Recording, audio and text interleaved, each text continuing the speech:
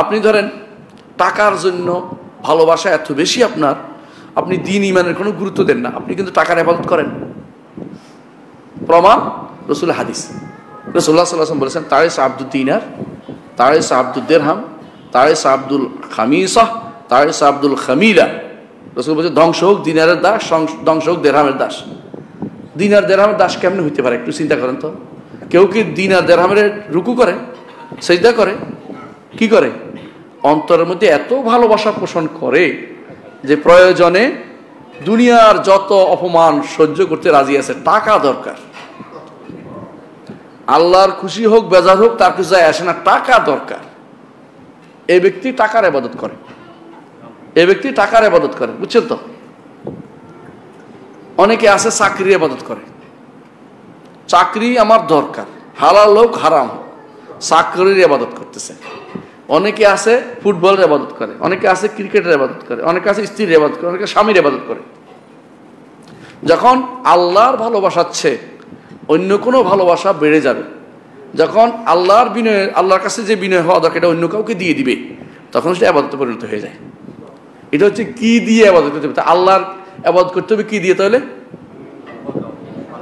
পরিপূর্ণ ভালোবাসা, পরিপূর্ণ বিনয়, কোথাও একত্র হলে সেটা ইবাদত হয়ে যায়।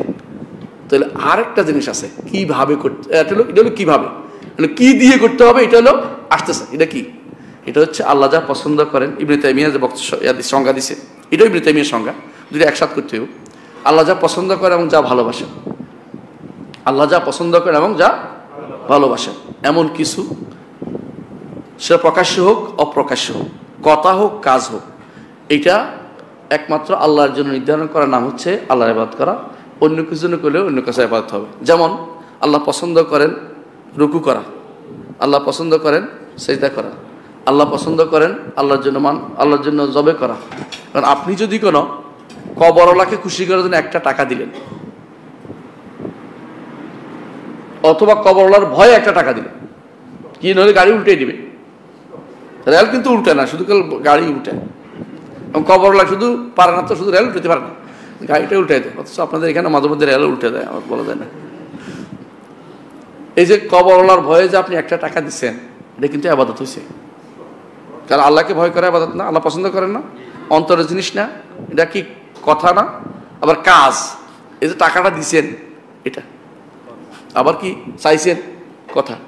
তাহলে আল্লাহ যা পছন্দ করেন এবং ভালোবাসেন এমন প্রতিটি কথা ও কাজ, প্রকাশ্য হোক বা অপ্রকাশ্য হোক, এগুলি আল্লাহর জন্য নির্ধারণ করা হচ্ছে ইবাদত। অন্য কারোর জন্য করলে কি হবে? শিরক। তাহলে আপনি এখন ইবাদত বুঝতে হলে আপনাকে সহজে বুঝেন। ইবাদত হচ্ছে আল্লাহ যা পছন্দ করেন এবং ভালোবাসেন এমন প্রতিটি কথা ও কাজ পরিপূর্ণ বিনয় এবং পরিপূর্ণ ভালোবাসার মাধ্যমে আল্লাহর জন্য নির্ধারণ করা হচ্ছে ইবাদত। এর একটা অংশ যদি অন্য কাউকে দেন, শিরক হয়ে যাবে। পুরোটা দেওয়া লাগবে না, একটু দিলেও শিরক হয়ে যাবে। বুঝলেন না? কি জান, অজু করতে কটা জিনিস লাগে রে ভাই? কারো বলে 6টা, কেউ বলে 7টা, 8টা মানলাম, কেউ হানাফি হলে কেউ 4টা মানলাম, কিন্তু 3টা কেউ তো কয় নাই, তাই না? কেউ যদি বলে আছে সব মানলাম, মাথা মশাটা শুধু ছাড় দিলাম, তার কেউ যদি হবে? হ্যাঁ। তো ইবাদতের ক্ষেত্রেও তাই, আল্লাহর ইবাদত হলে এগুলি লাগবে। যে কোনো ইবাদত আল্লাহ যেটা পছন্দ করেন এবং ভালোবাসেন, কথা হোক কাজ হোক, প্রকাশ্য হোক অপ্রকাশ্য হোক, এটাকে পরিপূর্ণ ভালোবাসা বিনয় দিয়ে আল্লাহর ইবাদত করতে হবে। এর বাইরে আপনি যদি কেন বলেন হ্যাঁ সামি আল্লাহু লিমান হামিদা রব্বানা লাকাল হামদ, এটা পরিপূর্ণ ভালোবাসা নয়, বিনয় না, এটা কি ট্রেনিং? ও ট্রেনিং দিয়ে ইবাদত হয় নাই। এখানে হেরেছে কে? হিজবুত তাওহীদ। শুনে কথাটা বুঝেন? যদি আপনি বলেন যে নামাজ রোজা হজ যাকাত হচ্ছে রাষ্ট্র প্রতিষ্ঠার ট্রেনিং, তো আপনি হেরে গেছেন, আপনি হেরে গেছেন। দয়া করে এটা কোনোদিন বলবেন না। বুঝে আসছে? এগুলি সবই উদ্দেশ্য আল্লাহ, যে এগুলি এগুলি আমাদের কাজে লাগাতে, এগুলি লাগতে হবে, এগুলি শুদ্ধ, এগুলি করতে হবে আমাদেরকে। এগুলি অন্য বলা যাবে না যে এগুলি অন্যটার কারণ, এটা মূল জিনিস না, মূল উদ্দেশ্য না, এটা বলতে পারি এটাই মূল উদ্দেশ্য। আল্লাহ তাআলা বলছেন ওমা খালাকতুল জিন্না ওয়াল ইনসা ইল্লা লিয়াবুদুন, মানুষ এবং জিনকে শুধুমাত্র আমার ইবাদত সৃষ্টি করা হয়েছে। মা উরিদু মিনহুম মির রিজকিন ওয়া মা উরিদু আন ইউতঈমুন, রিজিক চাই না, আমাকে খাওয়াবে এটা চাই না, শুধু ইবাদত করবে। আল্লাহর উদ্দেশ্য ইবাদত করে, ইবাদত যেটা না প্রত্যেকটা ইবাদত করতে হবে আমাকে প্রত্যেকটা ইবাদত মতলব একমাত্র আল্লাহর জন্য করা, কারোর জন্য এখানে কোনো অংশ দিতে পারবো না। তাহলে ইবাদত একমাত্র আল্লাহর জন্য হতে হবে। আর ইবাদতের বলছি তিনটা জিনিস কি কি? অন্তরে, মুখে এবং অঙ্গ প্রত্যঙ্গের মাধ্যমে আল্লাহর জন্য হতে হবে। এবং ইবাদত যেটার নাম সেটা মূলত অনেকগুলো জিনিস দিয়ে গঠিত। এর কোনো অংশ কাউকে দিলে শিরিক হয়ে যায়, কোনো অংশ দেওয়া যাবে না। একটা ইবাদত হতে হলে আপনাকে অবশ্যই পরিপূর্ণ ভালোবাসা, বিনয়।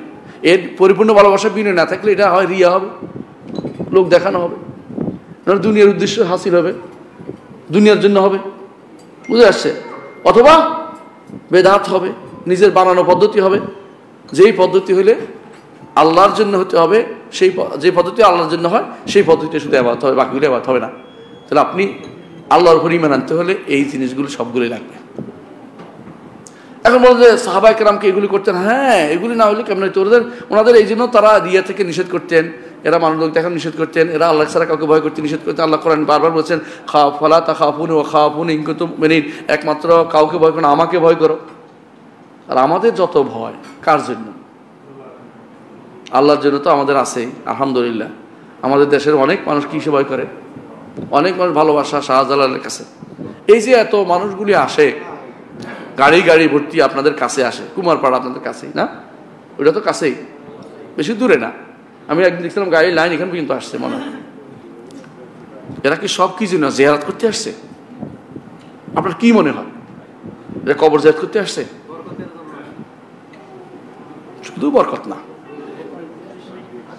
বেশিরভাগই আশাপূর্ণ হওয়ার জন্য আসে। অথচ আশা কার কাছে করতে হবে? কবর জিয়ারত করলে তার বাপের কবর কি অসুবিধা করছিল? কবর জিয়ারতের মূল উদ্দেশ্য কয়টা?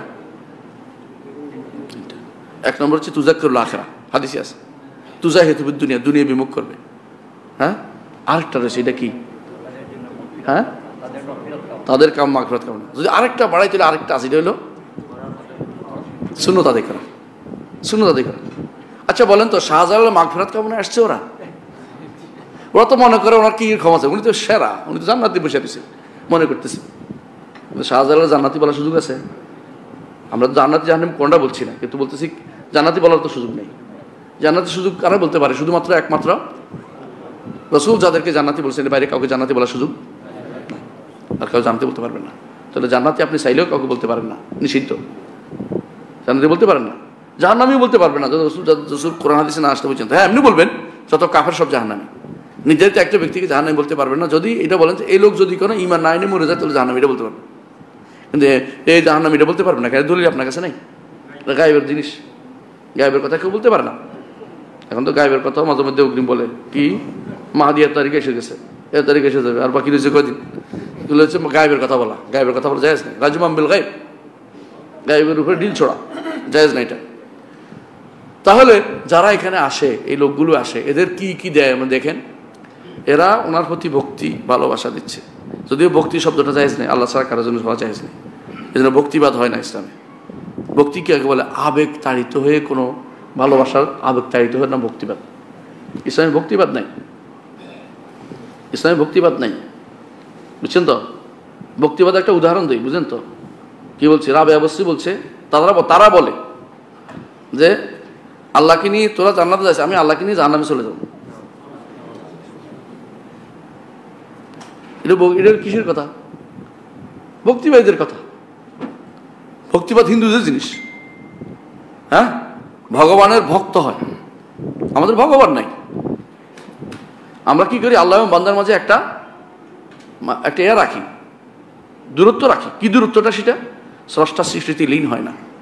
ওদের কাছে ভক্তিতার মাধ্যমে ভগবানের সাথে তার লীন হয়, মিলন হয়। এটা আমাদের হিন্দুদের মধ্যে ছিল, এটা মুসলিমদের চলে আসছে। কি মিলন চলে আসছে?